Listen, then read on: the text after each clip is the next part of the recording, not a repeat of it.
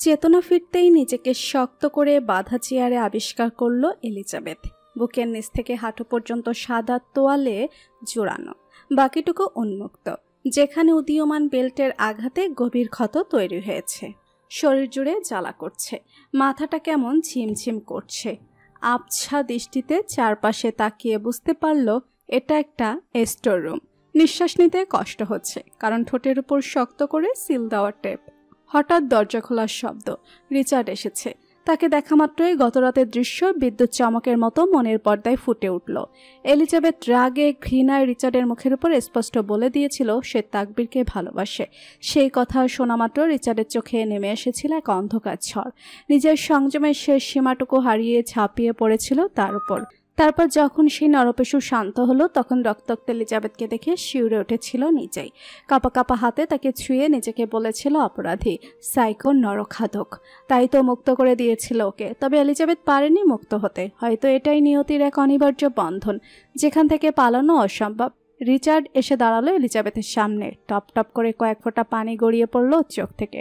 Richard নীরবে কিছুক্ষণ দাঁড়িয়ে রইল। তারপর আলতো করে আঙুলের ডগায় তুলে নিল সেই অশ্রুজল, ছুঁয়ে দিল নিজের ঠোঁটে। কেঁপে উঠল এলিজাবেথ স্পর্শে। এলিজাবেথ ধীরে মাথা তুলে তাকালো রিচার্ডের দিকে।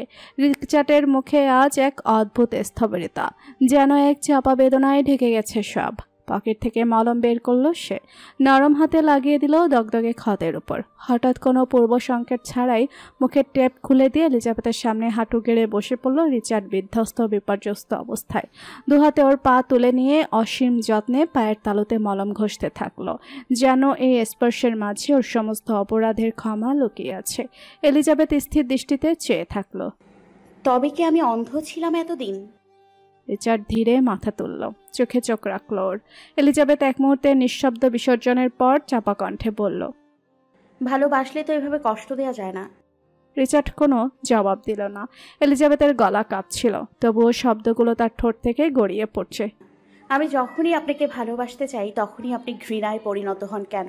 এর পেছনে নিশ্চয়ই কোনো কারণ আছে। বলুন না, কেন আমাকে সব সময় দোটানায় ফেলে দেন? রিচার্ড নিস্পৃহ কণ্ঠে, একদম পাথরের মতো শীতল স্বরে বলল, অতিরিক্ত ঘৃণা জমলে মন পাথর হয়ে যায়, তাই। এলিজাবেথ ঠোঁট কামড়ে ধরে কিছুক্ষণ চুপ করে রইল। তারপর নিভৃত স্বরে বলল, তাহলে তো আপনার ক্ষেত্রেও একদিন আমার মন পাথর হয়ে যাবে, তখন? রিচার্ড সামান্য হেসে বলল, হোক তো, তুমি শক্ত হও। তোমার মন খুব নরম, বেশি নরম হলে মানুষ সহজেই ভেঙে দিতে পারে। এলিজাবেথের চোখে একরাশ অভিমান জমে উঠল। আমাকে ভাঙার কারিগর তো আপনি। কোনো জবাব না দিয়ে রিচার্ড ওর পায়ের কাছে বসে পড়ল। এক হাতে আলতোভাবে উড়ুর উপর রাখলো ওর পা, কিন্তু স্পর্শের মধ্যে কোনো জোর ছিল না, ছিল শুধু স্থিরতা। নিঃশ্বাস চেপে বলে, গড়ার কারিগর। এক মুদ্রায় যেমন দুই পিঠ থাকে, তেমনি আমার কাছেরও দুই দিক আছে। নিজেকে দেখো, কোনো পরিবর্তন টের পাচ্ছ? তুমি আজ কান্না করছো না, ঠান্ডা মাথায় পরিস্থিতি সামলাচ্ছ, আমার সাথে তাল মিলিয়ে কথা বলছো। পরে তো একদিন আপনিও আফসোস করবেন, কেন আমাকে এত শক্ত বানালেন। আমি আফসোস করি না। করবেন। ভুল ধারণা। এলিজাবেথ দীর্ঘশ্বাস ফেলল। আমার সাথে হওয়া সকল অন্যায়ের প্রতিশোধ যদি আমি নেই? রিচার্ড হাসলো, সেই ঠান্ডা নিঃসঙ্গ হাসি। সেটাই তো চাই। সবচেয়ে বেশি অন্যায় তো আপনিই করেছেন। রিচার্ড এক মুহূর্ত চুপ করে রইল। তারপর খুব ধীর স্বরে বলতে যাচ্ছিল, তোমার যা শাস্তি দিতে ইচ্ছে করে দাও, তবুও। কথাটা শেষ হওয়ার আগে এলিজাবেথ বলল, তাহলে আমাকে যেতে দিন। রিচার্ড কিছুক্ষণ চুপ। আস্থার কণ্ঠে সেই চিরচেনা কঠোরতা নেই, কেমন যেন এক অদ্ভুত লোকানো অনুশোচনা মিশে আছে। গভীর ভারী স্বরে বলল, এত বড় শাস্তি আমি নিতে পারবো না। এলিজাবেথ ঠোঁট কামড়ে চোখ বুঝল। মুক্তির কথা বলা যতটা সহজ, পাওয়া ততটাই অসম্ভব, এটা সে বুঝে গিয়েছে। রিচার্ড ধীর স্থির ভঙ্গিতে উঠে দাঁড়ালো। একে একে খুলে দিল এলিজাবেথের হাত পায়ের বাঁধন, সরিয়ে দিল মুখের ট্যাপ। গভীর দৃষ্টিতে তাকিয়ে বলল, জানতে চাও সেই পরিত্যক্ত অতীত যা কেউ জানে না? এলিজাবেথ নীরবে চেয়ে রইল ওর চোখে। এক মুহূর্ত পেরিয়ে বলল, হ্যাঁ। রিচার্ড ধীরে হাঁটু গেড়ে বসে এলিজাবেথের সামনে। তার ঠান্ডা অথচ বিস্ময়কর কোমলতায় তুলে নিল ওর হাত, নিচের গালে ছুঁয়ে দিয়ে বিবর্ণ স্বরে বলল, এখানে দাগটা দেখতে পাচ্ছ? এটা আমার প্রথম খুনের সাক্ষী। এলিজাবেথের তাকালো সে দগদগে ক্ষতে। কে ছিল? রিচার্ডের ঠোঁটের কোণে এক নিষ্ঠুর হাসির ছোঁয়া খেলে গেল। আমার মা। না, সরি, সেই নিকৃষ্ট মহিলার পরকীয়া প্রেমিক। ফ্যাল ফ্যাল করে তাকালো এলিজাবেথ রিচার্ডের দিকে। বুকের ভেতর যেন মোচড় খেলো। রিচার্ড উঠে দাঁড়ায়, অভিব্যক্তি পাথরের ন্যায়।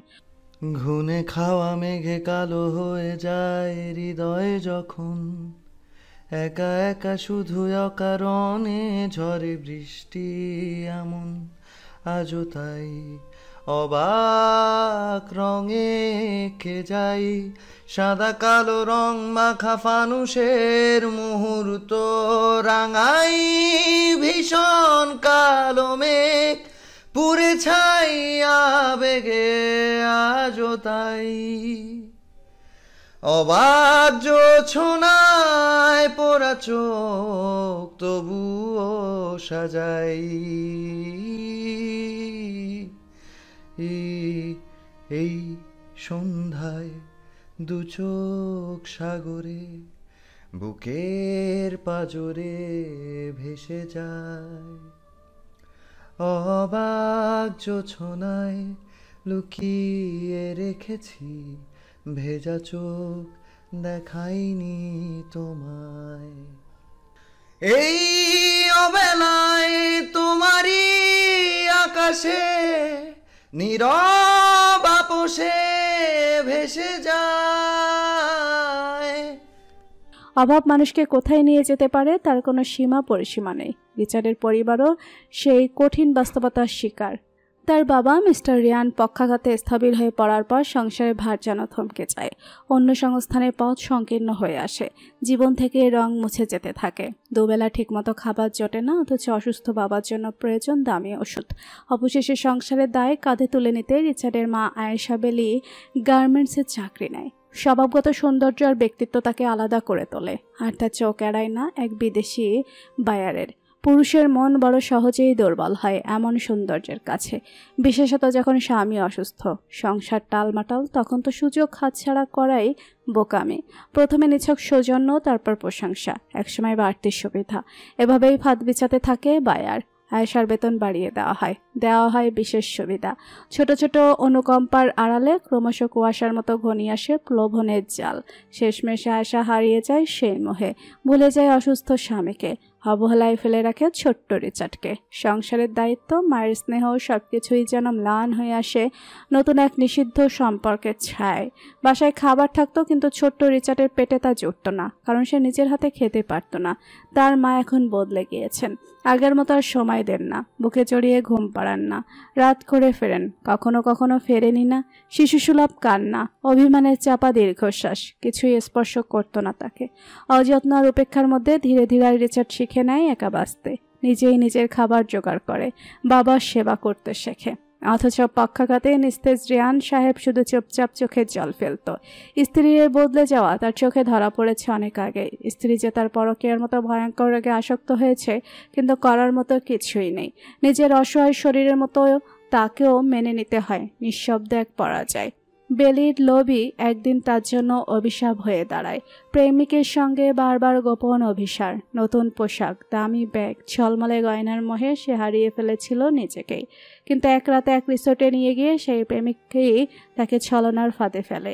সেদিন সে কেবল এক ব্যক্তির নয়, বরং হিংস্র কয়েকজন লালসার শিকার হয়েছিল। শারীরিক সুখের মোহে যে খেলায় নেমেছিল, সেদিন সেই খেলাই তার সর্বনাশের কারণ হয়। বাড়িতে ফেরা হয়নি টানা 7 দিন। রিচার্ড অপেক্ষার প্রহর গুনতে থাকে দরজার সামনে বসে। তার অসুস্থ বাবা দুশ্চিন্তায় আরও কঙ্কালসার হয়ে পড়েছে। খাবার ফুরিয়েছে, বিদ্যুৎ চলে গেছে। অন্ধকারের সঙ্গী হয়ে বেঁচে থাকার লড়াই চালিয়ে গেছে তারা। তবু মা ফিরে আসেনি, ফেরেনি স্বার্থপর বেলি। দিনের আলো ফুরিয়ে চাঁদের আলো জ্বলে ওঠে, তবে ক্ষুধা কি আর অপেক্ষা করে? উপায়ান্তর না পেয়ে প্রচণ্ড খিদায় রিচার্ড ডাস্টবিন থেকে উচ্ছিষ্ট কুড়িয়ে খেয়েছে। তবে বাবার মুখে তো তা তুলে দেওয়া যায় না। বাধ্য হয়ে সেই ক্লাসের এক সহপাঠীর ব্যাগ থেকে টাকা চুরি করতে যায়, সেখানেও ধরা পড়ে যায়। সবার সামনে হেড স্যার তার কান ধরে উঠবাস করায়, পরবর্তীতে টিসি দিয়ে স্কুল থেকে বের করে দেয়। সেই দিনই চুরমার হয়ে যায় রিচার্ডের ডাক্তার হওয়ার স্বপ্ন। তবু তো বাঁচতে হবে, বাবাকে বাঁচাতে হবে। এবার সে চুরি করতে যায় রুটির দোকানে, কিন্তু সেখানেও ধরা পড়ে। দোকানদার রাগে উন্মত্ত হয়ে তার কোমর গরম তার ওপর চেপে ধরে রাখে, চামড়া পুড়ে যায়। ব্যথায় দেহটা কেঁপে ওঠে, কিন্তু আর্তনাদ শোনার কেউ ছিল না। সেদিনই রিচার্ডের শরীর কাঁপুনি দিয়ে জ্বর ওঠে। প্রচণ্ড জ্বরে কাঁপতে কাঁপতে একা শুয়েছিল। যত্ন করার কেউ ছিল না, সান্ত্বনা দেওয়ারও কেউ ছিল না। এভাবেই দিন যাচ্ছিল অযত্নে, অবহেলায়। অনেকদিন পর বেলি ফিরে এলো, তবে সে আর আগের বেলি ছিল না। এই নারী রিচার্ডের মা নয়, রিয়ানের স্ত্রীও নয়, যাকে তিনি ভালোবেসে ঘরে তুলেছিলেন। এই বেলি ছিল এক নিষ্ঠুর লোভী দানবী, যে নিজের ধর্ষকদের সাথেই ব্যবসা শুরু করলো। রিয়ানের সেই ছোট্ট কুটির একদিন হয়ে গেল এক পতিতালয়। বিদেশি কাস্টমার আনতো তার সে প্রেমিক, আর বেলি টাকার মোহে সবকিছু বিসর্জন দিল। যে টাকায় একদিন সংসার চলতো, সেই টাকায় এখন ভাসিয়ে নিচ্ছে তার মানবিকতাকে। দিন শেষে সেই টাকা দিয়েই তারা দুজন আনন্দে মেতে উঠত, আর কুটির ভেসে যেত কলঙ্কের আধারে। চোখের সামনেই সব ঘটছিল, তবুও ছোট্ট রিচার্ড কিছুই বুঝতে পারত না। শুধু ক্ষুধার্ত চোখে মায়ের দিকে তাকিয়ে থাকতো, হয়তো আশা করতো একটুখানি স্নেহের, কিন্তু বেলি তাকিয়েও দেখতো না, দেখলেও বুঝতে চাইতো না। যেন সেই ক্ষুধার্ত অবহেলিত শিশুটির অস্তিত্বই তার কাছে মূল্যহীন হয়ে গেছে। রিচার্ড অসহায়ের মতো দেখত কিভাবে তার মা অন্য পুরুষদের স্পর্শ সয়ে নেয়। তার ক্ষুদ্র হৃদয় তা মেনে নিতে পারত না। চিৎকার করত, কান্নায় গলা ফেটে যেত। তবুও তাকে একা বন্দি করে রাখা হতো অন্ধকার এক ঘরে। দরজা অনবরত ধাক্কিয়ে গলা শুকিয়ে যেত, কিন্তু কারো হৃদয় গলত না। একদিন রাগে ক্ষোভে সে এক পুরুষের মাথায় ফুলদানি ছুঁড়ে মেরেছিল, শুধু মাকে ছোঁয়ার অপরাধে, কিন্তু শাস্তি হয়েছিল ভয়ঙ্কর। সেদিনও তাকে আটকে রাখা হয় সেই অভিশপ্ত ঘরে, আর সেখানে যা ঘটেছিল তা কোনো শিশুর ভাগ্যে থাকা উচিত ছিল না। পরদিন প্রচণ্ড জ্বরে কাঁপতে থাকে রিচার্ড। বেলি কিছুটা আন্দাজ করেছিল, সন্দেহের বশে এই নিয়ে প্রেমিকের সাথে ঝগড়াও করেছিল। লোভে অন্ধ হলেও তার ভেতরে তখনও কিছুটা মাতৃত্ব টিকেছিল, কিন্তু সেই লোকটি সেটা বুঝতে পেরে জ্বলে উঠল। সেই রাগ গিয়ে পড়ল রিচার্ডের ওপর। এবার অত্যাচারের নতুন অধ্যায় শুরু হলো। যখন বেলি ঘরের ভেতর অন্য পুরুষদের মনোরঞ্জনে ব্যস্ত থাকত, তখন তার ছেলেও হয়ে উঠত এক নিষ্ঠুর নরকের শিকার। একটা অবুঝ নিরাপরাধ শিশু যে বুঝতেও পারত না কেন তার ভাগ্যে যন্ত্রণা লেখা হলো, কেন তাকে এভাবে যৌন, এভাবেই অভিমানে একদিন মায়ের কাছে যাওয়া ছেড়ে দিল রিচার্ড। মানিয়ে নিতে থাকলো সেই পরিস্থিতিতে। তবুও তো সে বেঁচে ছিল। তবে তার কোমল আত্মার মৃত্যু ঘটেছিল সেদিন, যেদিন দরজার আড়াল থেকে ছোট্ট রিচার্ড দেখেছিল তার মা, যার হাতে সে একসময় ঘুমিয়ে পড়ত, সেই এখন বাবার বুকে বসে কুড়াল চালাচ্ছে। কটকট শব্দে হাড় ভাঙছে, মাংস ছিটছে, রক্তে ভেসে যাচ্ছে কাঠের মেঝে। রিচার্ড নড়ল না। এত রক্ত দেখে ভয়ে সে এগোলো না, শুধু তাকিয়ে রইল শূন্য চোখে। তারপর ভেসে এলো একটা মৃদু কাতর কান্না। সে চমকে ঘুরে দাঁড়ায়। তার ছোট্ট বোন, যাকে কদিন আগেই রাস্তা থেকে কুড়িয়ে এনেছিল, সে পড়ে আছে রান্নাঘরের মেঝেতে। তার ছোট্ট শরীরের নিচে জামাত বাঁধছে উষ্ণ কালচে রক্ত। রিচার্ডের পা যেন মাটিতে গেঁথে গেল। সে চিৎকার করতে পারল না, কাঁদতেও না, শুধু একদণ্ড দাঁড়িয়ে রইল নিস্তব্ধ, এক শোকস্তব্ধ প্রতিমার মতো। হঠাৎ টের পেল কেউ ওর হাত শক্ত করে চেপে ধরেছে, টানতে টানতে নিয়ে যাচ্ছে বাইরে। সে মুখ তুলে তাকালো। তার সামনে দাঁড়িয়ে আছে তার মা, রক্তমাখা কুড়াল তার হাতে, মুখে এক অচেনা বিভৎস ছায়া। রিচার্ডের গলা থেকে সেদিন শুধু একটিমাত্র যে শব্দ বের হয়েছিল, তুমি না মা। মানুষের বিবেক যখন মরে যায়, তখন সে কেবল একখণ্ড মাংসপিণ্ড হয়ে বেঁচে থাকে, নির্বিকার, নিষ্ঠুর। বেলি একদিন ভালোবাসতে জানত, তবু লোভের অন্ধকারে সে নিজের আত্মাটাই হারিয়ে ফেলল। তার চাওয়া ছিল ক্ষমতা আর প্রাচুর্য, আর সেই পথ দেখালো তার পরকীয়া প্রেমিক লেহিয়ান। রেয়ান সাহেবের সম্পত্তি হাতিয়ে নিতে তারা পরিকল্পনা করল। কাপড়ের ব্যবসার আড়ালে গড়ে তুলবে নারী মাংসের হাট। বাধা শুধু রিচার্ড আর তার বাবা। কিন্তু বেলি তো আর পুরনো প্রেমের মায়ে আবদ্ধ নেই। এক রাতের ভালোবাসা দিয়ে কি জীবনের লোভ পূরণ হয়? তাই এক রাতে গভীর অন্ধকারে বেলি হাতে তুলে নিল কুড়াল। যে বুক একদিন তার সবচেয়ে নিরাপদ আশ্রয় ছিল, সেখানে সে বসিয়ে দিল নৃশংস আঘাত। রিচার্ড তখন অনেক দূরে, একা। মা বাবা থাকতে সে এতিম হয়ে গেছে বহু আগে। নিজের খাবার নিজেকে জোগাড় করতে হয়। বাবার মুখে তুলে দিত হতো এক মুঠো ভাত। আর সেই পথেই একদিন এক ঝড় জলের রাতে সে দেখল একরত্তি মেয়ে ফুটপাতে কাঁপছে। তার ক্ষীণ দেহ, শূন্য চোখ রিচার্ডের হৃদয়ের কোথায় যেন একটা শূন্যতা তৈরি করলো। সে মেয়েকে কোলে তুলে নিয়ে এলো নিজের ছোট্ট দুনিয়ায়। এতে অবশ্য তেমন সমস্যা হয়নি। মেয়েটাও এতিম, রাস্তায় থাকতো। রিচার্ড একটা সঙ্গী পেল, মেয়েটা একটু আশ্রয় পেল। তার পরিবার বলতে তখন ছিল 3 জন। সে তার ছোট বোন আর তার অসুস্থ বাবা। কিন্তু এই নিষ্পাপ আশ্রয়ে নজর পড়ল নরপিশাচদের। বেলি মেয়েটাকে বাসা থেকে বের করে দিতে চাইলে বহুদিন পর রিচার্ড মায়ের কাছে গিয়েছিল।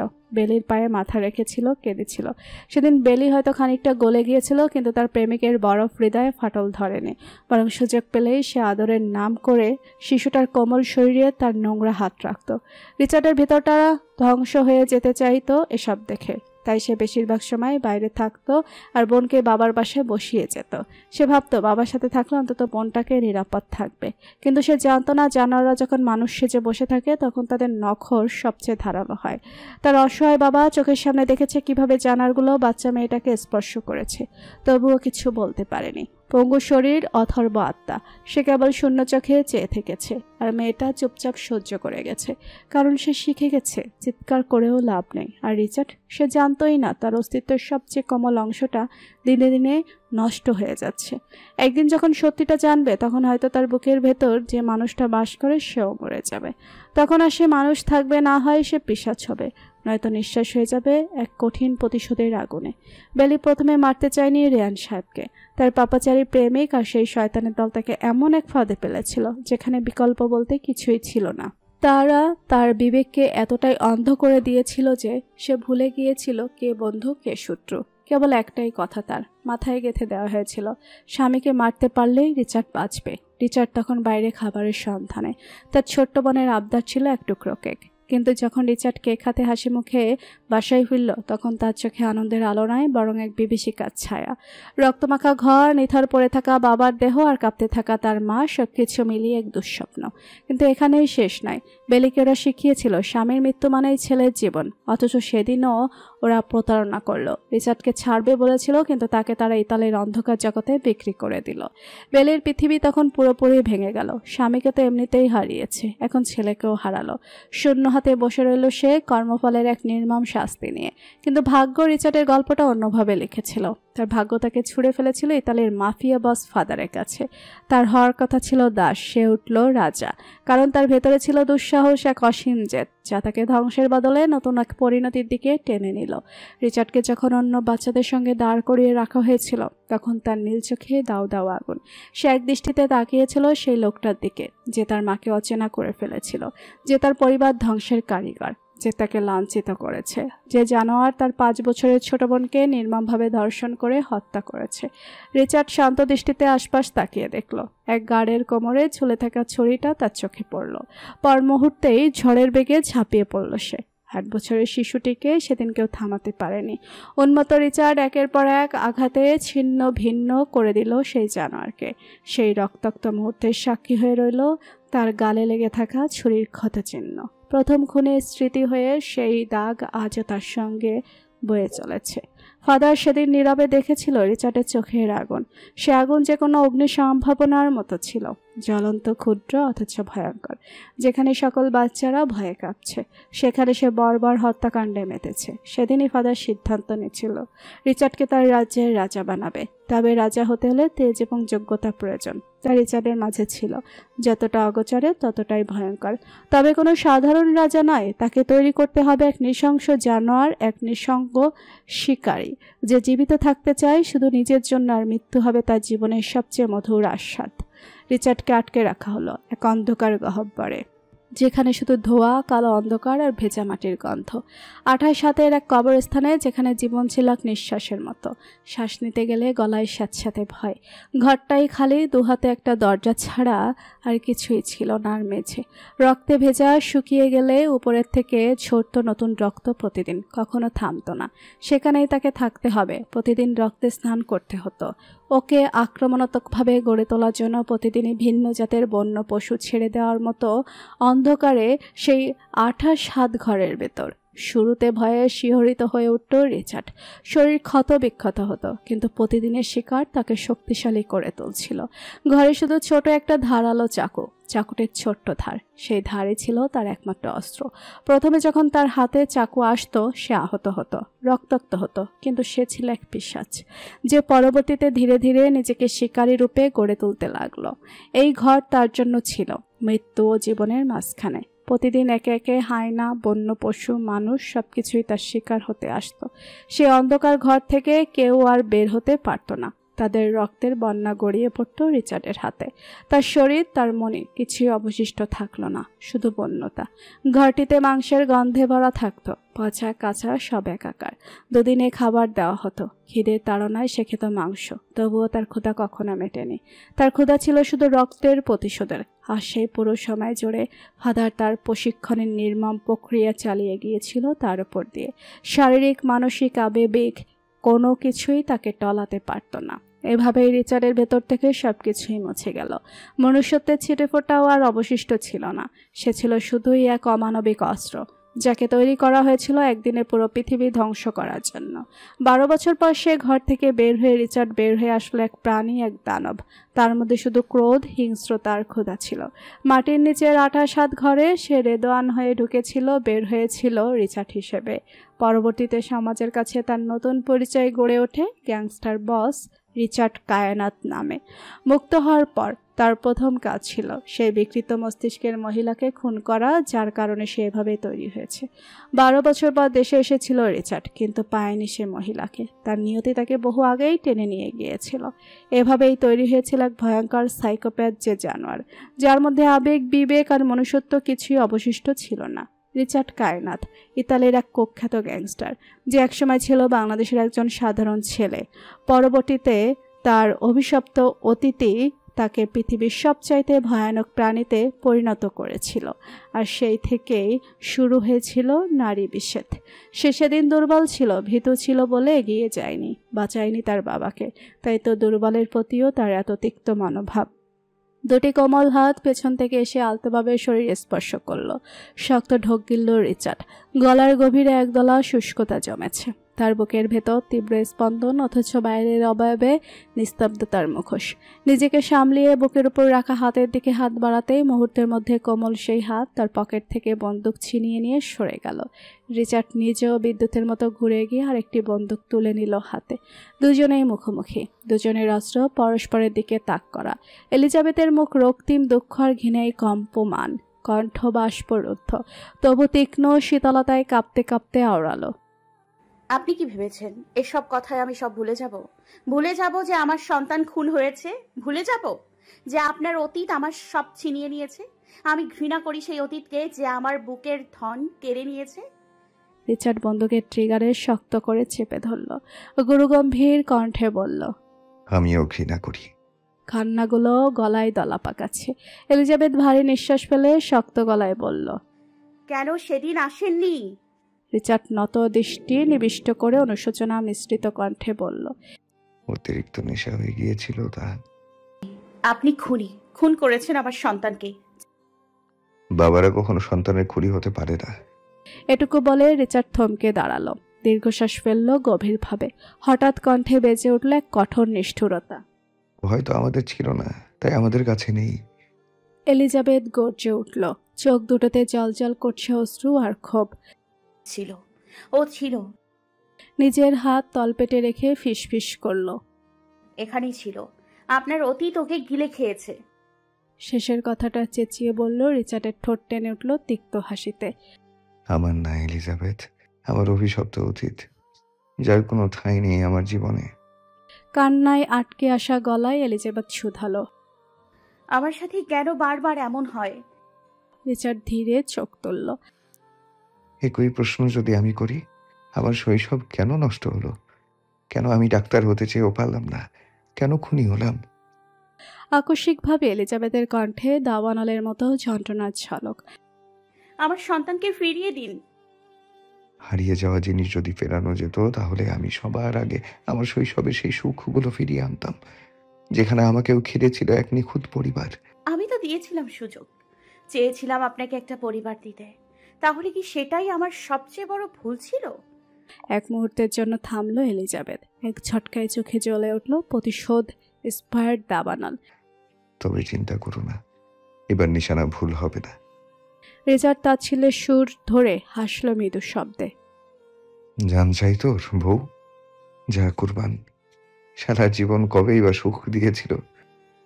আমার হাত কিন্তু একটু কাঁপবে না রিচার্ড কায়নাত। অথচ এলিজাবেথের হাত কাঁপছে থরথর করে। ট্রিগার থেকে আঙুল সরে যাচ্ছে বারবার। রিচার্ড ফিসলে হাসল, হাতের বন্দুক নামিয়ে আনলো। তারপর শার্টের বোতাম খুলে বুকের বাঁ পাশ উন্মুক্ত করলো। এলিজাবেথের চোখে চোখ রেখে বক্ষপিঞ্জরের দিকে ইশারা করে শক্ত গলায় বলল, শুট মি রাইট দেয়ার। এলিজাবেথ স্তব্ধ। রিচার্ডের চোখে ভয় নেই, তবে আজ সেই চিরচেনা অগ্নিসংযোগও নিভে গেছে। শুধু আছে কিছু অনুচ্চারিত কষ্ট, যা এলিজাবেথ বুঝতে পারে না। ওর ঠোঁট অনবরত কেঁপে উঠছে, এই নৈশব্দের ভাস সহ্য করতে পারছে না। আপনি তো চান আমি খুন হই, তাই না? রিচার্ড নিঃশব্দে ওর দিকে তাকায়, চোখে এক অদ্ভুত প্রশ্নের ঝলক তৈরি করলো। ইতালিতে সেদিন ইচ্ছে করেই আমার বালিশের নিচে ছুরি রেখে এসেছিলেন, তাই না? চেয়েছিলেন আমি নিজেকে বাঁচাতে খুন করি, আমার হাত দিয়ে রক্ত ঝরুক। রিচার্ড ধীর হাসে। প্রশ্নের মধ্যে উত্তর রেখে কেন প্রশ্ন করছো? বোকা হরিনি আমার। একদম আমাকে এসব নামে ডাকবেন না। এলিজাবেথ আরও দৃঢ় কণ্ঠে বলে, সত্যি করে বলুন, আমার হাতে অস্ত্র তুলে দেওয়ার পেছনে আপনার কি উদ্দেশ্য? আপনি তো উদ্দেশ্য ছাড়া কিছুই করেন না। রিচার্ড সামান্য ঝুঁকে আসে, কণ্ঠ খালযুক্ত হয়ে ওঠে। উদ্দেশ্য কিছুই না, শুধু চাই তুমি আত্মরক্ষা শিখো, রক্ষা আমি করব। এলিজাবেথের দেহ থরথর করে কাঁপে। রিচার্ডের দৃষ্টি আজ অন্যরকম গভীর, একঘুয়ে দুর্বদ্ধ। বুকের ভেতর শীতল একটা শিহরণ বয়ে যায় ওর। খুব ভয় হয় এলিজান, আমি না থাকলে কে রক্ষা করবে তোকে? দুনিয়া যে খুব নিষ্ঠুর, আমার যত ভয় সবই তোকে ঘিরে। পুরোপুরি অগ্রাহ্য করে গেল এলিজাবেথ। আমার মম কোথায়? আমি জানি না। একদম মিথ্যা বলবেন না, আমি জানি আপনি জানেন। সত্যি করে বলেন, আমার মম কোথায়? রিচার্ড নীরব, চোখে অদ্ভুত এক শূন্যতা, ঠোঁটে কোনো সান্ত্বনার ভাষা নেই। আমি কিন্তু গুলি চালিয়ে দিব। এলিজাবেথ শক্ত করে ট্রিগার চেপে ধরে। রিচার্ড হাসে, একটা বাঁকা গভীর হাসি। খুনির রক্ত বইছে তোর শরীরে, তুই পারবি, এটা অবাস্তব কিছুই না। পায়ের নিচের জমিন যেন কেঁপে ওঠে। এলিজাবেথ তেড়ে গিয়ে চেপে ধরে রিচার্ডের কলার। ওর কণ্ঠে বিস্ফোরণ। কি বলবেন আপনি? খুনির রক্ত কি বোঝাতে চাইছেন? রিচার্ড দুহাতে ওর হাত চেপে ধরে। এলিজাবেথের নিঃশ্বাস ছটফট করছে, শরীরের অসহনীয় উত্তেজনায়। কি হলো, কথা বলছেন না কেন? তোমার ড্যাডকে তার পাপ গিলে খেয়েছে। এলিজাবেথের হাত ঢিলে হয়ে আসে, শরীর যেন ভেঙে পড়ে। পিছু হটতেই রিচার্ড ওর পিঠে হাত দিয়ে আগলে নেয়। আমার ড্যাডি পাপী ছিলেন? রিচার্ড আচমকা ওকে ছেড়ে দেয়। পকেট থেকে সিগারেট বের করে ঠোঁটে রাখে। মুহূর্তেই নিঃশব্দের সঙ্গে ধোঁয়া ছড়িয়ে দেয় নীরব বদ্ধ ঘরে। তার নীরবতা বলছে খুব ভয়ঙ্কর কিছু লুকাচ্ছে সে। আমার ড্যাড খারাপ ছিল? রিচার্ড এবারও নীরব। এলিজাবেথ সেখানে স্থির হয়ে রইল, দৃষ্টি ঘোলাটে, নিঃশব্দে অশ্রু ঝরছে। ফোঁসফোঁস করে নিঃশ্বাস ছেড়ে চোখের পানি মুছে নিল সে। ঠোঁট কাঁপছে তবু কান্না দমিয়ে রেখে বলল, আমি মমের সাথে দেখা করতে চাই। রিচার্ড পিছন ফিরল, গভীর কণ্ঠে বলল, পারবে, খুব শীঘ্রই পারবে, তবে তার আগে আমার শুনতে হবে। কি কথা? একটু পর আমাদের বিয়ে হচ্ছে। এলিজাবেথের চোখ বিস্ফোরিত হলো। দুর্বলতার সুযোগ নিয়ে বিয়ে করতে চাইছেন? আপনার মতো ধর্ষক আর খুনির কাছ থেকে এর চেয়ে ভালো কিছু আশা করিনি, রেপিস্ট একটা। চিবিয়ে চিবিয়ে শব্দগুলো ছুড়ে দিল সে, সাথে একদলা থুতু মেঝেতে আছড়ে পড়ল। রিচার্ডের ইচ্ছে হলো বলতে, আমার ছোঁয়ায় বিষ থাকলেও পাপ ছিল না। এক দেখাতেই তোকে মনে জায়গা দিয়েছিলাম, আমার শূন্য ঘরটা পূর্ণ করতে চেয়েছিলাম তোর অস্তিত্ব দিয়ে। কিন্তু তুই তো বোকা হরিনি। বোকারা কি বোঝে এই লুকোচুরির ভালোবাসা? সে শান্ত গলায় বলল, যাই বলো, আজ বিয়ে হচ্ছে, আর তাছাড়া তোমার কাছে আর কোনো অপশন নেই। আমার সাহায্য ছাড়া মিস এলিসা কখনোই পাবে না তুমি। এলিজাবেথ চোখে আগুন জ্বালিয়ে দাঁতে দাঁত চেপে ধরে বলল, আপনি এমন একটা পাপ যা কখনো জন্মানোর কথা ছিল না। তো অভিশাপ দাও। রিচার্ড ম্লান হাসল। দিতে দিতে শেষ করে দে, মুক্ত করে দাও আমাকে এই টানাপোড়েন থেকে। এলিজাবেথ দীর্ঘশ্বাস ফেলল, ভারী তীব্র এক শ্বাস। অভিশাপ দিতে হয় না, কখনো কখনো কারোর জন্য নিঃশ্বাসটুকুও বোঝা হয়ে ওঠে। রিচার্ড কোনো জবাব দিল না। দরজার পাশে ছোট টেবিল থেকে এক টুকরো টুকটুকে লাল শাড়ি তুলে নিল, সাথে আরেকটি ব্যাগ। এলিজাবেথ ঠুকরে উঠল। সে আজও বন্দী, ঠিক আগের মতোই। এতদিন সে জানতো সে এতিম, কিন্তু যখন জানতে পারলো তার মা বেঁচে আছে, তখনই হৃদয়ের এক কোণে আশার আলো জ্বলে উঠল। যেভাবেই হোক তাকে তার মাকে খুঁজে পেতেই হবে, কারণ মাই একমাত্র পথ, যে পথ ধরে পৌঁছে যাবে তার ড্যাডির সত্যের কাছে, যে সত্য একদিন অন্ধকারে ঢাকা ছিল। চাপা কষ্টে রিচার্ডের দেওয়া শেষ সম্বলটা গলার চেন একটানে ছিঁড়ে ছুঁড়ে ফেললো মেঝেতে। রিচার্ড তপ্ত শ্বাস ফেললো, ধীর পায়ে গিয়ে এলো তার দিকে। টাওয়ালের দিকে তার হাত বাড়তে এলিজাবেথ সরে গেল। কি করছেন? রিচার্ড থামলো না, একটানে গায়ের শেষ সম্বলটুকু খুলে নিল। আমার বউকে আমি নিজ হাতে সাজাবো। এলিজাবেথের শরীর শক্ত হয়ে এলো, অথচ বাধা দেওয়ার শক্তিটুকু অবশিষ্ট রইল না। তার ভেতর ঝড় উঠেছে, মাথায় হাজারো প্রশ্নের আঘাত। রিচার্ড সুকৌশলে উন্মুক্ত শরীরে শাড়ি পরিয়ে দিতে লাগলো। লাল টুকটুকে হাফ সিল্কের একটা শাড়ি, যার সবুজ পাট জুড়ে ছোট ছোট স্টোন বসানো এম্ব্রয়ডারির কাজ। রিচার্ড কাঁধে আঁচল জড়িয়ে দিয়ে হাঁটু গেড়ে বসলো নিচে কুচি ঠিক করে দিতে। এলিজাবেথ মূর্তির মতো দাঁড়িয়ে। হঠাৎই নিস্তেজ স্বরে বলল, ভাববেন না ছেড়ে দিচ্ছি, সুযোগ বুঝে সবকিছুর প্রতিশোধ নিব। সন্তান খুনের প্রতিশোধ থেকে শুরু করে সবকিছুর। স্বামী বলে আপনাকেও ছাড়বো না। রিচার্ড এক পলক মাথা তুলে তাকালো তার দিকে, তারপর নির্বিকার ভঙ্গিতে নিজের কাজে মন দিল। চিন্তা করো না, সকল প্রতিশোধ তুমি নিজেই নেবে। এলিজাবেথ চোখ কুচকে তাকালো। আপনি কি আমাকে আপনার কোনো নৃশংস খেলার গুটি বানাচ্ছেন? রিচার্ডের সেদিনের এবারও বলতে ইচ্ছে হলো, তুমি খেলার গুটি নও, তুমি তার ভালোবাসা। 22 বছর পর তার জীবনে এসেছে শুদ্ধ প্রেম। কিন্তু কিছুই বলল না। ভালোবাসা প্রকাশ করলেই কি তা সত্যি হয়? তার বাবাও তো ভালোবেসেছিল, জান প্রাণ উজাড় করে দিয়েছিল। তবু দিন শেষে লজ্জিত হয়েছিল ভালোবাসা নামক শব্দটার কাছে। ভালোবাসা গোপনেই সুন্দর, ঢাকঢোল পিটিয়ে ভালোবাসা হয় না। কুচি ঠিক করে সে উঠে দাঁড়ালো, তারপর নিচ থেকে সেই চেনটা তুলে নিয়ে এগিয়ে এলিজাবেথের গলায় পরিয়ে দিল আবারও। এলিজাবেথ চোখ ভরা কান্নায় চাইল রিচার্ডের দিকে। রিচার্ড বুড়ো আঙুল দিয়ে ওর চোখের পানি মুছে দিয়ে মৃদু হাসল। বিশ্বাস কর এলিজান, তুই আমার জন্য, আমি তোর জন্য বানানো। প্রত্যুত্তরে এলো না কোনো। রিচার্ড এলিজাবেথকে কোলে তুলে নিয়ে কাঠের টেবিলের উপর বসিয়ে আবার নিজে মেঝেতে বসলো। শাড়ির পাটা তুলে নিল, ধীর হাতে ব্যাগ থেকে বের করলো একটা ছোট্ট আলতার শিশি।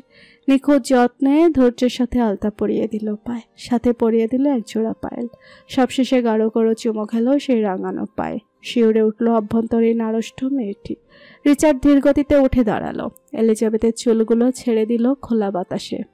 এরপর ব্যাগ থেকে বের করলো সোনালি পাড়ের লাল দোপাট্টা, আলতো করে জড়িয়ে দিল তার মাথায়। যত্ন নিয়ে মনের স্বাদ অনুযায়ী সাজিয়ে নিল নিজের বউকে। তার বউ সুন্দরী বেশি কিছু দরকার নেই। সে মন ভরে কিছুক্ষণ দেখলো তার বউকে। হিংস্র চোখ দুটোতেই আজকে নিদারুণ কোমলতা। হঠাৎ রিচার্ড দুহাতে আঁচলায় চেপে ধরল ভেজা গাল। শব্দহীন এক চুম্বন রাখলো কপালে। এক মুহূর্ত থেমে নিজের কপাল চেপে ধরল এলিজাবেথের কপালের সাথে।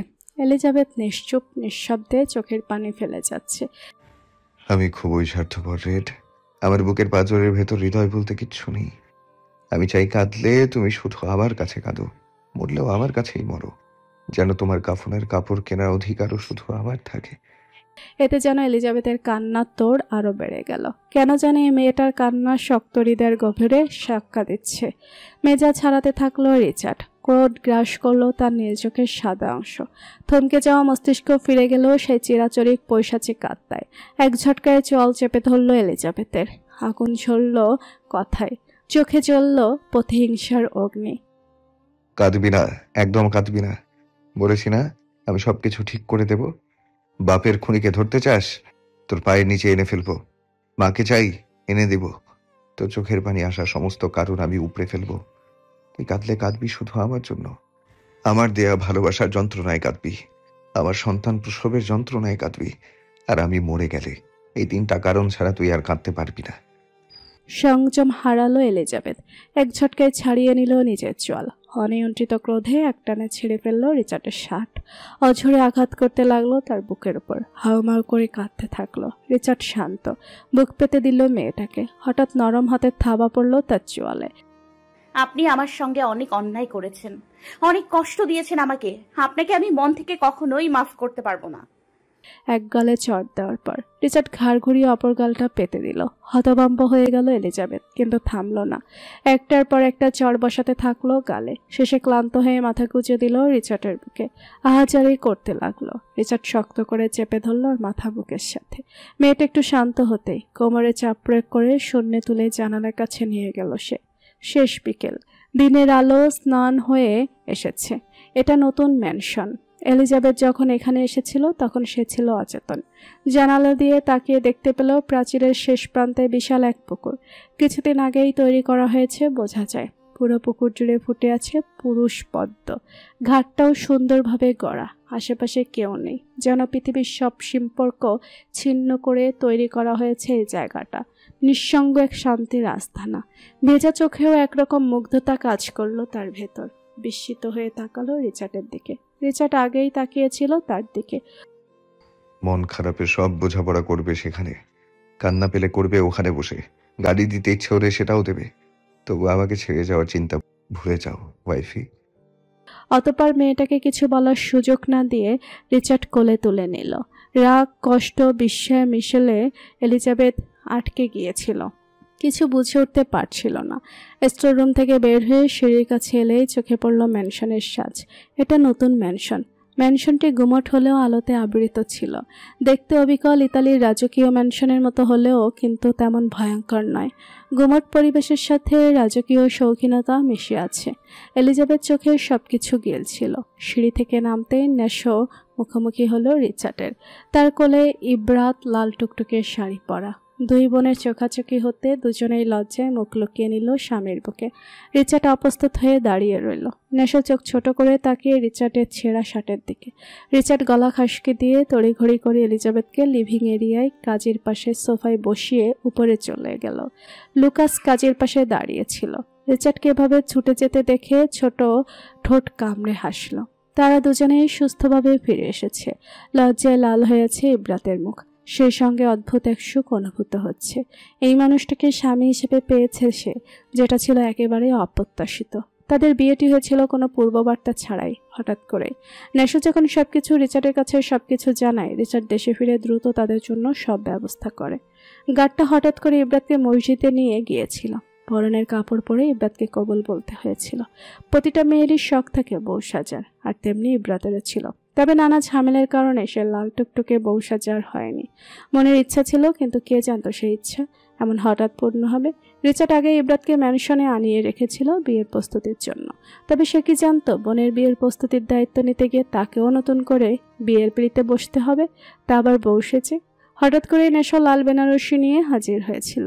শুধু তাই নয়, সে নিজের হাতে সাজিয়েছে তার বউকে। ছোট্ট মনে এত খুশি কিভাবে ধরে রাখা যায়? এই খুশি ইব্রাতের গানের তালে তালে ভাগ করে দিতে ইচ্ছে হলো।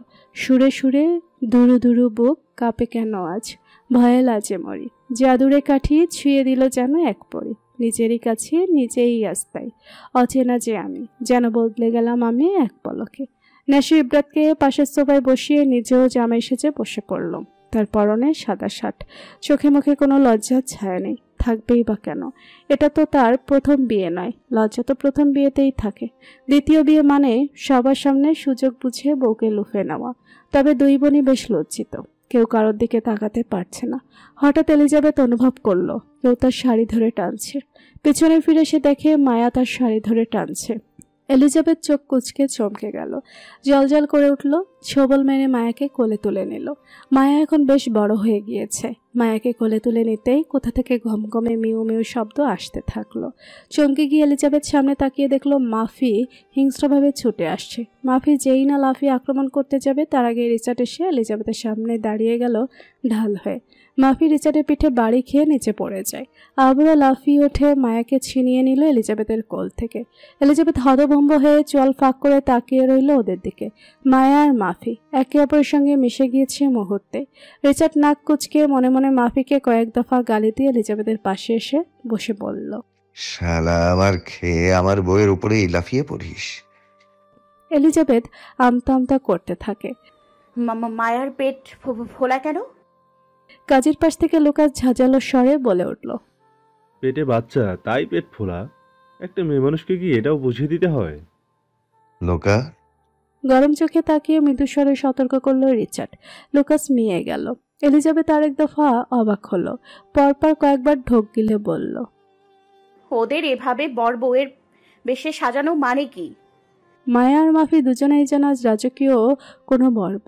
মায়ার গায়ে গাঢ় খয়েরি রঙের এক লম্বা ফ্রক, পেছনটা গড়িয়ে পড়েছে। মাথায় ছোট ছোট ফুলের ছোট্ট একটা মুকুট।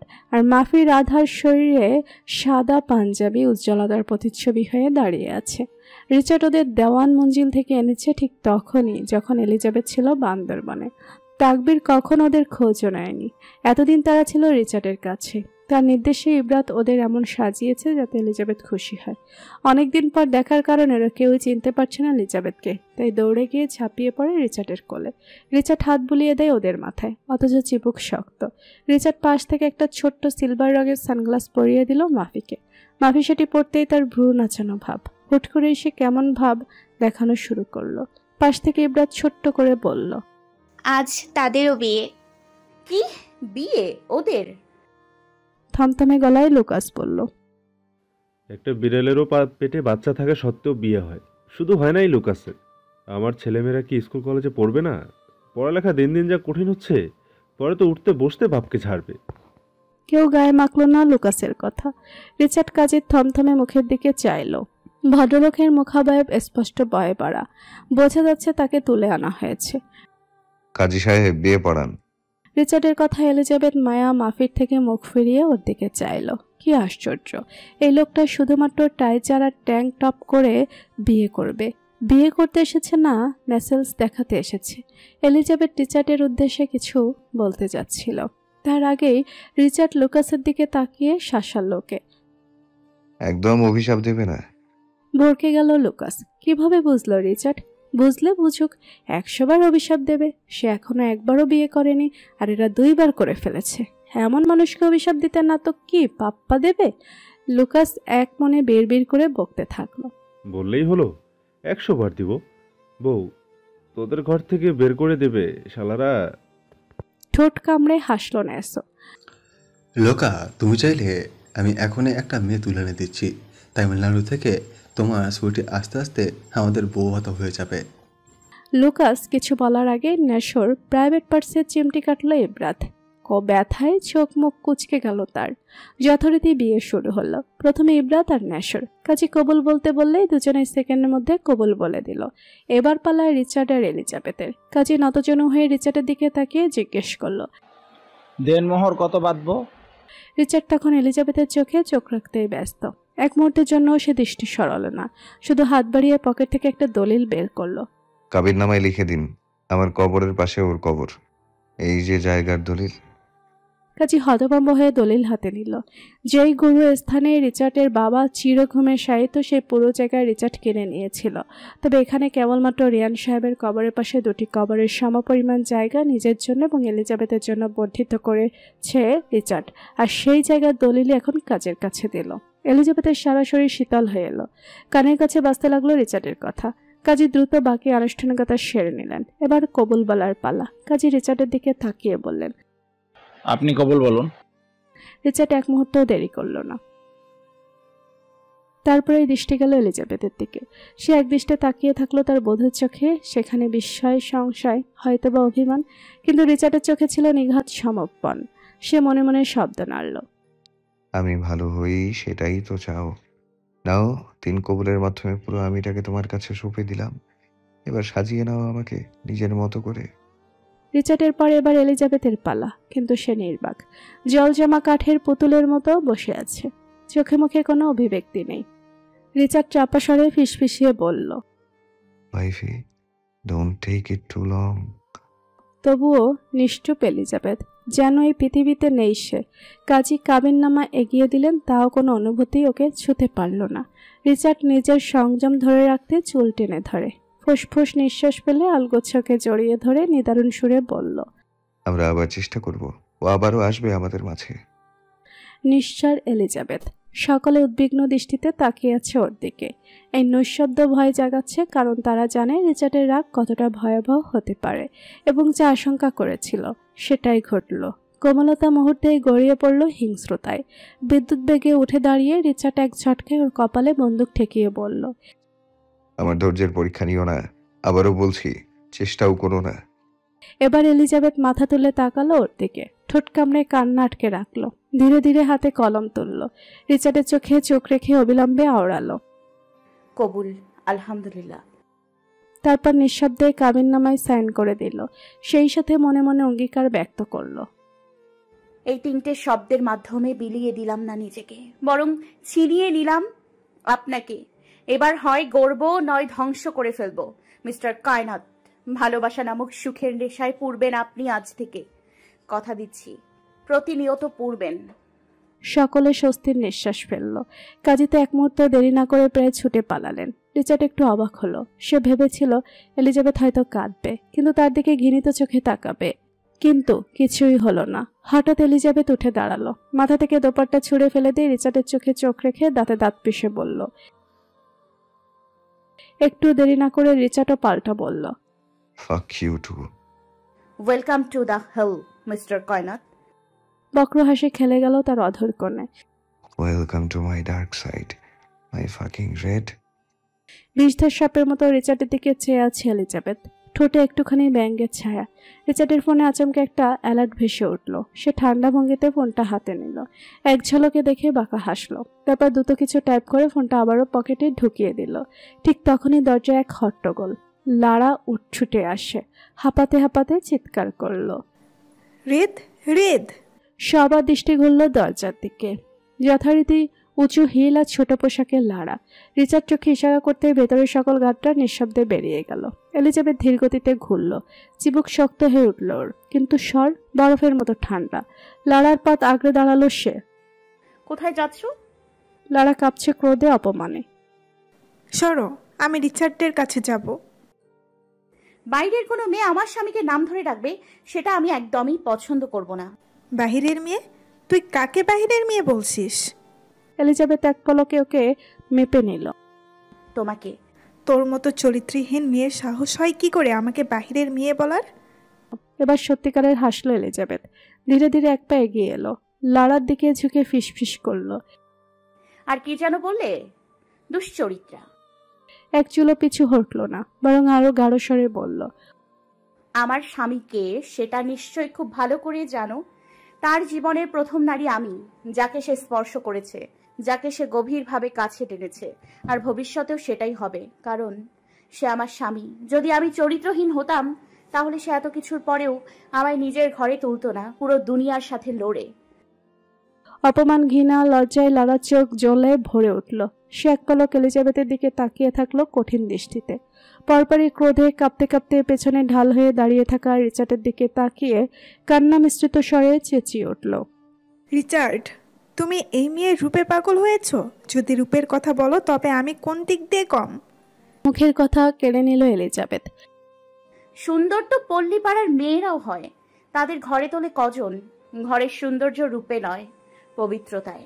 থেমে এলিজাবেথ আবারও বলল, স্বামীর সামনে সতীত্ব নিয়ে দাঁড়াতে যোগ্যতা লাগে, যেটা সবার মধ্যে থাকে না। সারা ঘর স্তব্ধ।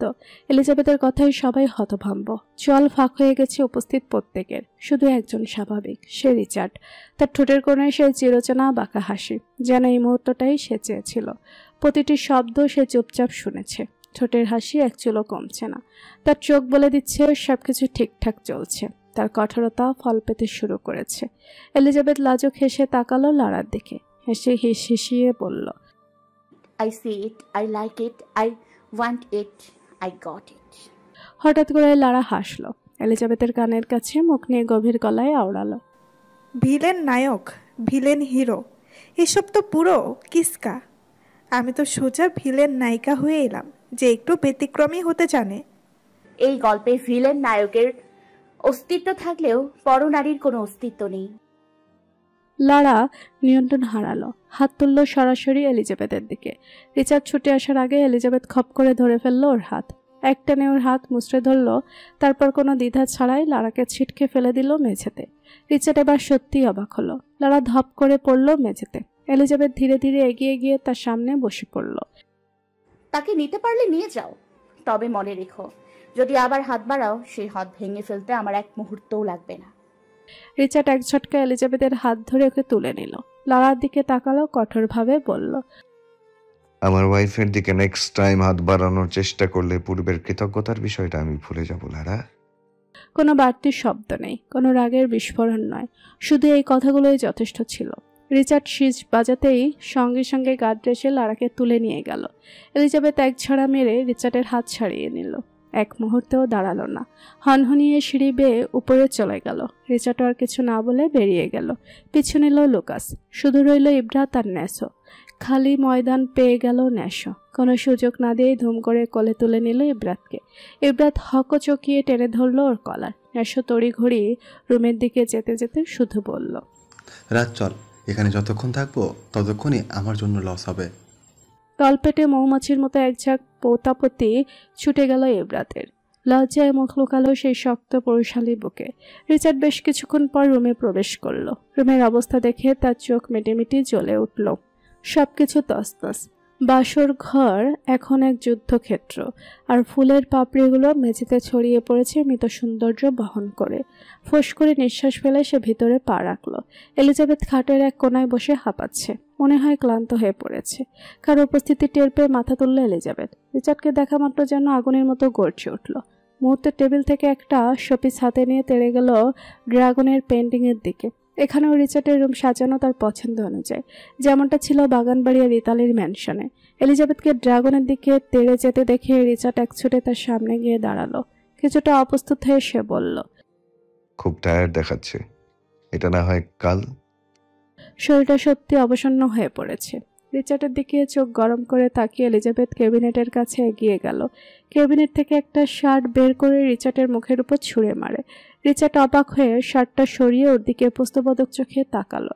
এলিজাবেথ নির্লিপ্তভাবে ঝাঁঝালো কণ্ঠে বলল, অজু করে আসুন, বিয়ের প্রথম রাতে একসাথে নামাজ পড়তে হয়। রিচার্ডের কোনো সাড়া নেই। মাথা তুলে এলিজাবেথ তার দিকে একবার তাকিয়ে বলল, কি অজু কিভাবে করতে হয় জানেন না? হেল্প লাগবে? 7 বছর বয়সে যখন নামাজ আমার উপর ফরজ হলো তখন আমি ভালো মানুষই ছিলাম। আর রিচার্ড কায়নাত কিছুই ভুলে যায় না। রিচার্ড তুষ্ট হেসে বলল। এই কথা বলে রিচার্ড ওয়াশরুমে চলে গেল। কিছু সময় পর বের হয়ে এসে দেখলো এক কোনায় ফুল পরিষ্কার করে এলিজাবেথ জায়নামাজ বিছিয়ে দাঁড়িয়ে আছে। রিচার্ডও গিয়ে দাঁড়ালো এলিজাবেথের সামনে। নীরবতা ভেঙে উকি দিয়ে এলিজাবেথ উঠে দাঁড়িয়ে রিচার্ডের সামনে এসে এক টুকরো সাদা কাগজ ধরিয়ে দিল। কাগজটি দেখলে মনে হতো এটি কোনো অফিসিয়াল এগ্রিমেন্ট, কিন্তু তার প্রতিটি শব্দ রয়েছে কঠোর সত্যে বাঁধা। সেখানে লেখা ছিল সে কিছু সত্ত্বেই এখানে সংসার করবে, না হয় চলে যাবে। তার অনুমতি ছাড়া তাকে স্পর্শ করা যাবে না, গালি দেওয়া যাবে না, গায়ে হাত তোলা যাবে না, স্বাধীনতা দিতে হবে, রাগ দেখানো যাবে না, তার সকল কথা শুনতে হবে। এছাড়াও তার কিছু শর্ত ছিল সেখানে, যা চুপচাপ পড়ে রিচার্ড তপ্তশ্বাস ফেলে এলিজাবেথের দিকে তাকালো।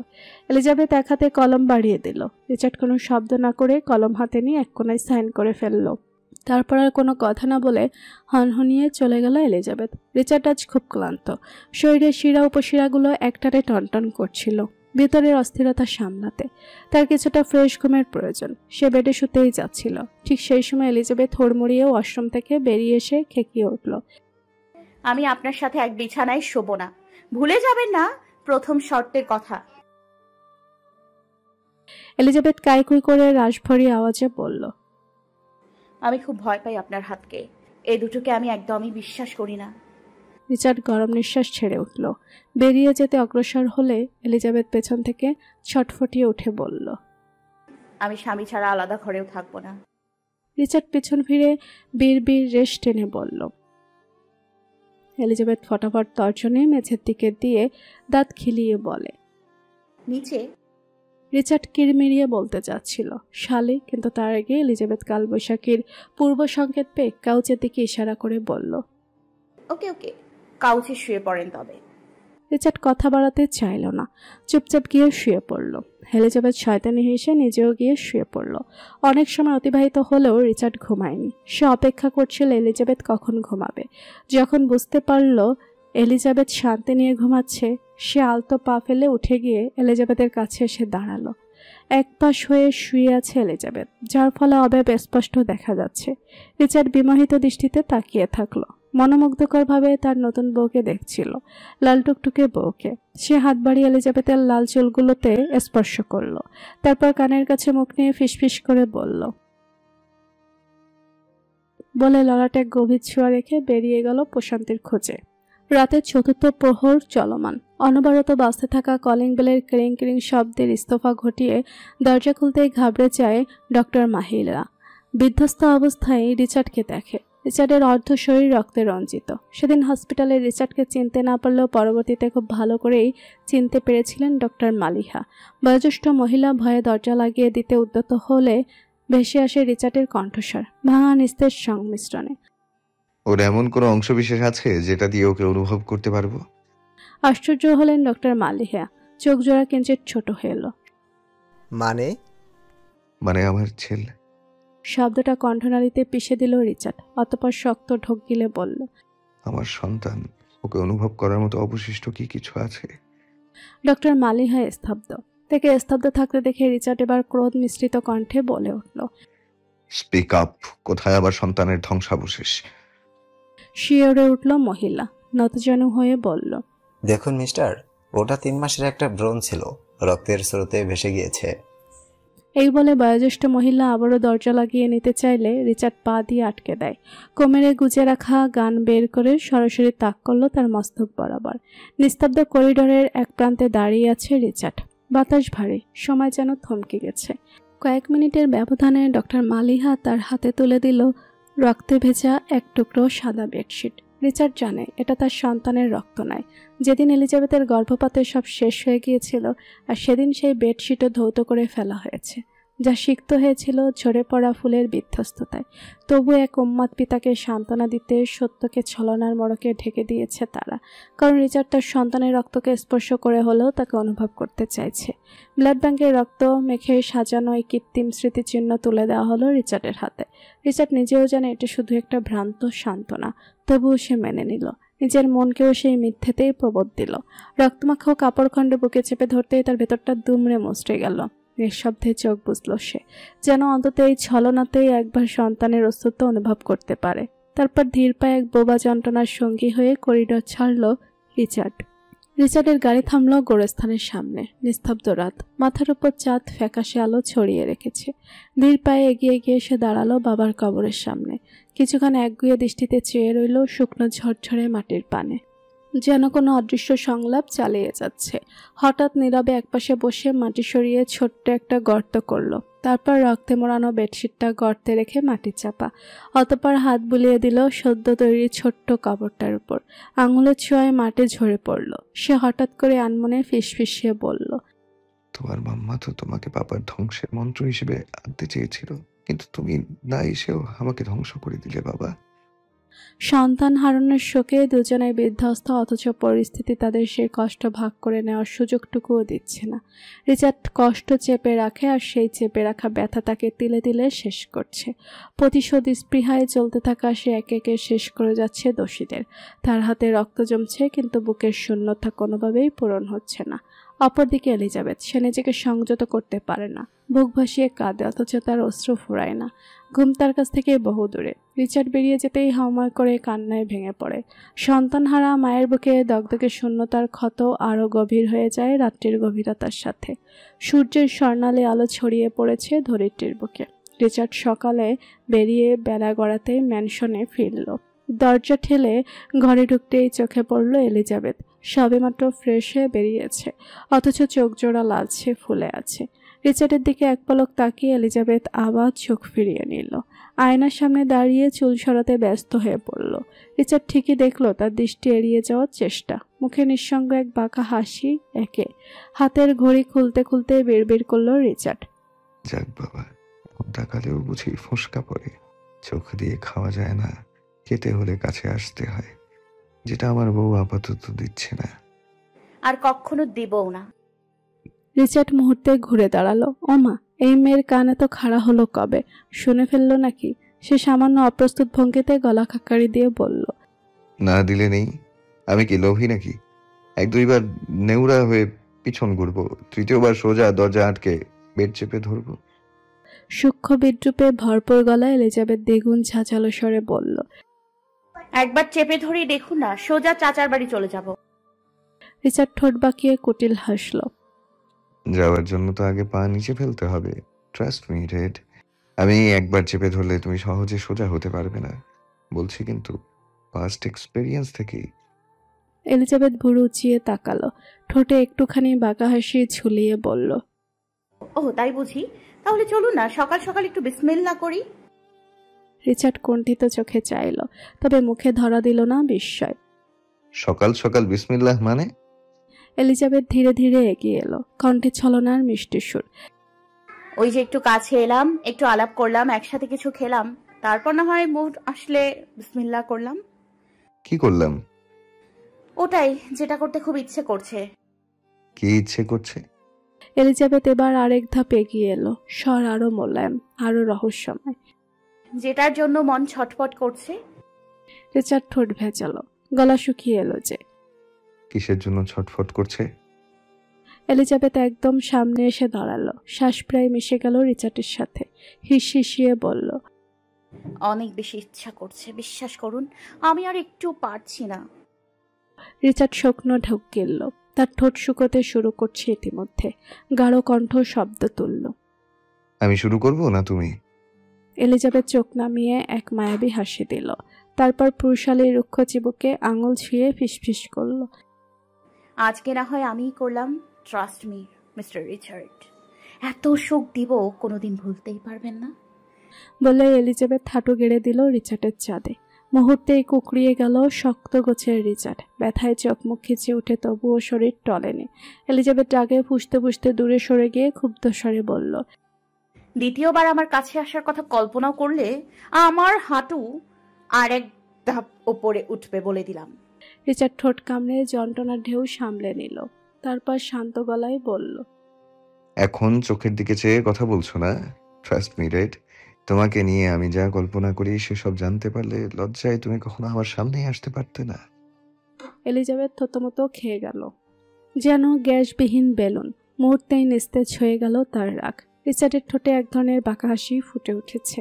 তার নজর এবার গেল এলিজাবেথের ব্লাউজের দিকে, একটু বেশি ফিট, যার জন্য এলিজাবেথ বারবার আঁচল ঠিক করছে, পেট ঢাকার চেষ্টা করছে। রিচার্ড নাক কুচকালো, স্বামীর সামনে এত লজ্জা কিসের? মেয়েদের কাছ তো স্বামী পকেট মারা আর হক মারা। সে হাতঘড়ি খুলে এলিজাবেথের সামনে গিয়ে দাঁড়ালো। কি হয়েছে? এলিজাবেথ নড়ে চড়ে উঠল, আঁচল শক্ত করে ধরে বলল, চোখের দৃষ্টি সংযত করুন, আমার অস্বস্তি হচ্ছে। রিচার্ড ঠোঁট বাঁকিয়ে হাসল। কেন? ব্লাউজটা একটু বেশি ফিট। কেন? আগের সাইজেরই তো এনেছিলাম। এইটুকু বলেই থামলো রিচার্ড।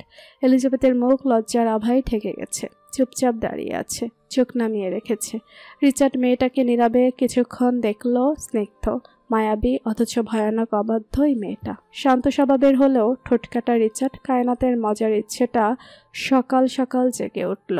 সে তার অবাধ্য নারীকে আরেকটু হেনস্থা করতে ভ্রু নাচিয়ে রাশভারী গলায় বলল, আমার রাশি খুবই ভালো বুঝলে রেড, যেটা ছুঁই সেটাই বৃদ্ধি লাভ করে। কানের সরু পথ বেয়ে গলিত লাভার মতো কথা গড়িয়ে পড়ল, শিরায় শিরায় ছড়িয়ে গেল তপ্ত শিহরণ। এলিজাবেথ শিউরে উঠে লজ্জায় চোখ নামিয়ে নিল সাথে সাথে। রিচার্ডের ঠোঁটে এক চতুর হাসি, তবু সে সংযত ভঙ্গিতে ওয়াশরুমের দিকে পা বাড়ালো। পেছন থেকে এলিজাবেথের স্বর ভেসে এলো, নরম শীতল আগুনের মধ্যে, সেই ছোঁয়া পুরো কায়াতে মেখে দিন না, আপনাতে যে বিলীন হওয়ার স্বাদ জাগছে সাহেব। পদক্ষেপ থমকে গেল রিচার্ডের। ধীরে ধীরে ঘুরে তাকালো রিচার্ড। এলিজাবেথের চোখের দিকে চোখ পড়তেই হাত থেকে শার্ট খসে পড়ল মেঝেতে। তার ইস্পাতের মতো কঠোর নিয়ন্ত্রণে যেন এক লহমায় চিড় ধরল। এলিজাবেথ আলগোছে হাত থেকে আঁচল ফেলে দিল। উন্মুক্তে লালচে ত্বকে চোখ পড়তেই রিচার্ড অনুভব করল এক দুর্নিবার টান তাকে গিলে খাচ্ছে। তার কণ্ঠস্বর গভীর খাদে নেমে গেল, শব্দেরা ভারী হয়ে এলো। সত্যি তুমি চাচ্ছ? এলিজাবেথ কোনো শব্দ করল না, শুধু নিঃশব্দে মাথা নাড়ল। রিচার্ডের গলা শুকিয়ে আসে পুরোপুরি। আরও একবার ঢোক গিলল সে, অথবা দৃঢ় পদক্ষেপে এগিয়ে গেল এলিজাবেথের দিকে, একটি মাত্র স্পর্শে মিলনের সীমানা মুছে দিতে। তাহলে চলো আজ বিড়ালটা মারাই যাক, মাই ফাকিং ডার্ক রেড।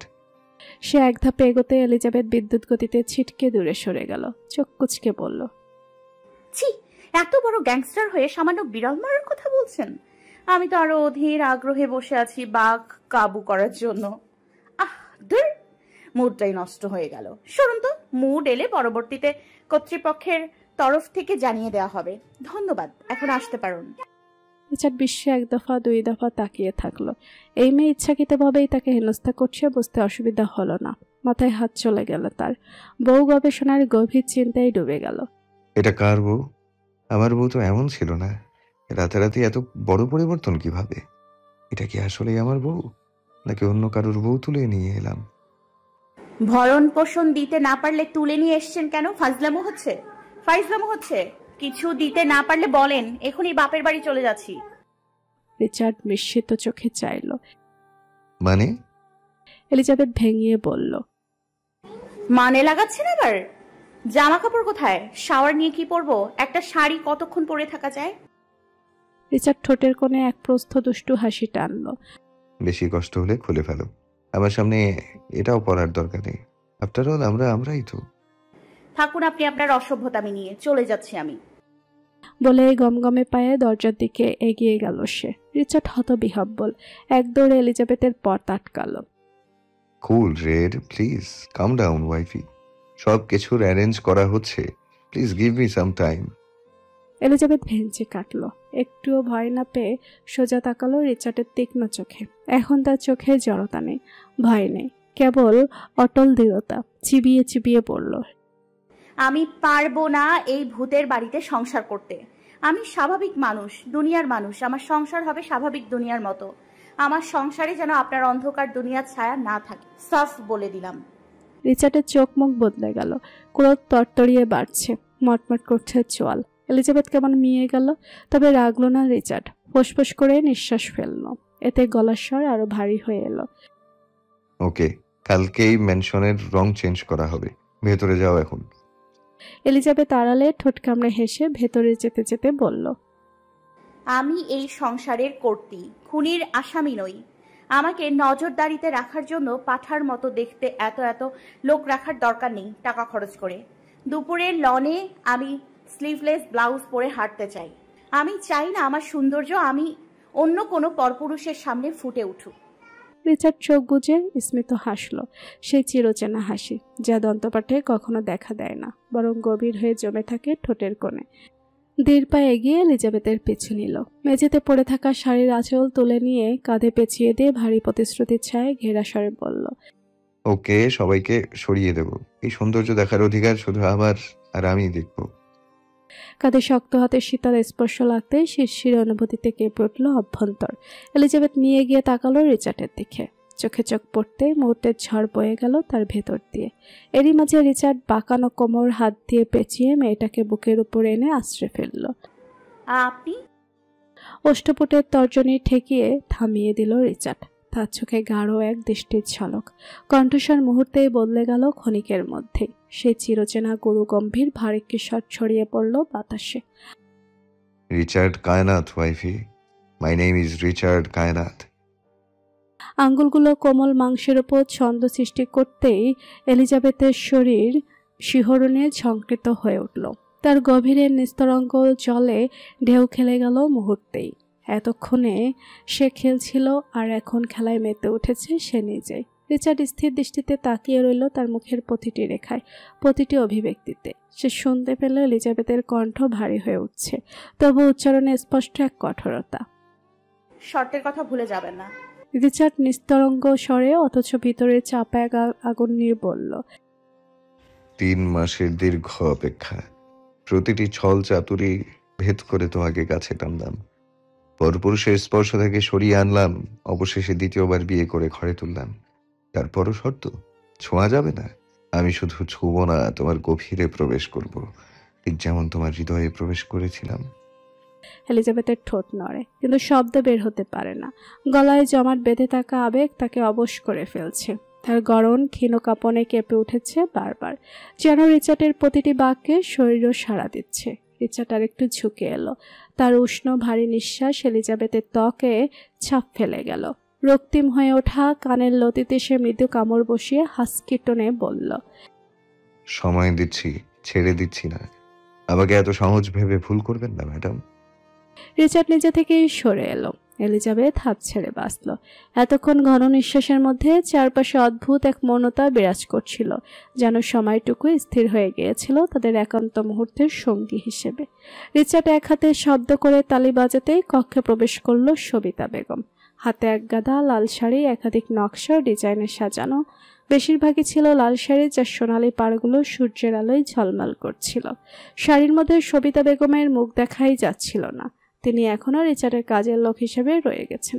তিনিও নত হয়নি, রিচার্ডও মুক্ত করে দেয়নি। এলিজাবেথের উপর করা প্রতিটি অত্যাচারের প্রতিশোধ নিচ্ছে একটু একটু করে। এলিজাবেথ তাকিয়ে রইল কিছুক্ষণ। সবিতা বেগমের মুখের আগের সেই জলুস আর নেই। শরীরের জলুস শুকিয়ে গেছে, গায়ের উজ্জ্বলতাও চাপা পড়ে গেছে। নিঃশব্দে শাড়িগুলো বিছানায় রেখে সবিতা বেগম চলে গেলেন, তাকায়নি অব্দি এলিজাবেথের দিকে। সবিতা বেগম বেরিয়ে যেতেই রিচার্ড গিয়ে দরজা বন্ধ করে দিল। দরজার কাছে দাঁড়িয়ে সে পিছনে ফিরে তাকালো। তার চোখে ছিল এক গভীর নেশা, যা এলিজাবেথের অভ্যন্তরীণ সত্তাকে শিহরণিত করে দেয়। চোখাচোখি হতেই তড়িঘড়ি চোখ নামিয়ে নিল এলিজাবেথ। রিচার্ড এগিয়ে এসে সোনালি পাড়ের একটি শাড়ি হাতে তুলে নিল। একটানে এলিজাবেথকেও তুলে নিল। তার হাতে এলিজাবেথের কুচির ভাঁজে পৌঁছাতেই এলিজাবেথ অনুভব করলো তার শরীরের ওপর আরো এক চাপ। খামছে ধরল রিচার্ডের হাত। কি করছেন? রিচার্ড তার চোখের মনিতে এক ধরনের বিভ্রম নিয়ে বলল, আমার কোট থেকে তৈরি করে দিচ্ছি। এই বলে একটানে কুচি খুলে ফেলল। বাধা দিতে চাইলে এলিজাবেথ আর কিছু বলল না, কারণ শাড়ি পরা তার পক্ষেও সহজ ছিল না। রিচার্ড কালকের মতো দক্ষ হাতে ওকে শাড়ি পরাতে শুরু করলো। এলিজাবেথ শুধু অবাক হয়ে লোকটির প্রতি নজর রাখছিল, কিভাবে মনোযোগ সহকারে কাজটি করছে লোকটা। এভাবে তাকিয়ে মনোযোগ কেড়ে নিও না, আমি কন্ট্রোল হারালে কিন্তু সর্বনাশ হয়ে যাবে।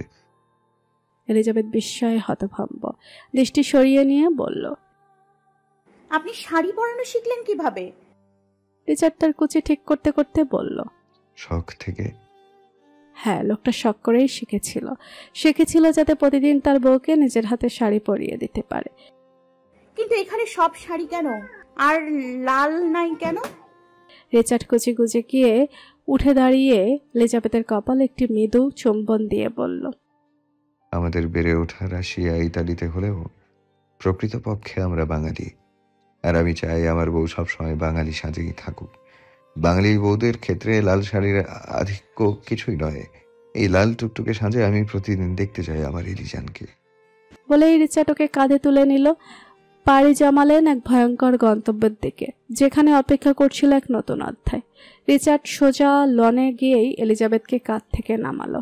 তার চোখে তখনও রাতের উন্মত্ততা, শরীরে আগ্রাসনের ছাপ। রিচার্ডকে হিংস্র প্রাণীর মতো এগিয়ে আসতে দেখামাত্র গাড়টা উল্টো দিক ঘুরিয়ে টান টান হয়ে দাঁড়ায়, যেন কিছুই দেখছে না।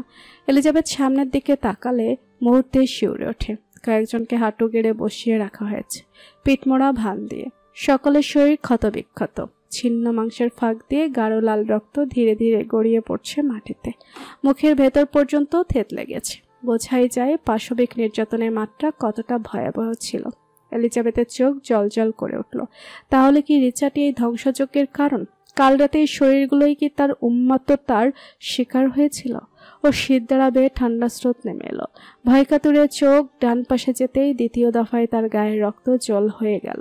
পিছু হটতে গিয়েও থমকে দাঁড়ালো। তার সামনে চেয়ারে বাঁধা আছে এক নরখাদকের মুখাবয়ব।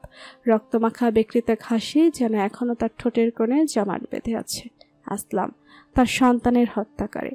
এক মুহূর্তের জন্য এলিজাবেথের সমস্ত অনুভূতি স্তব্ধ হয়ে গেল।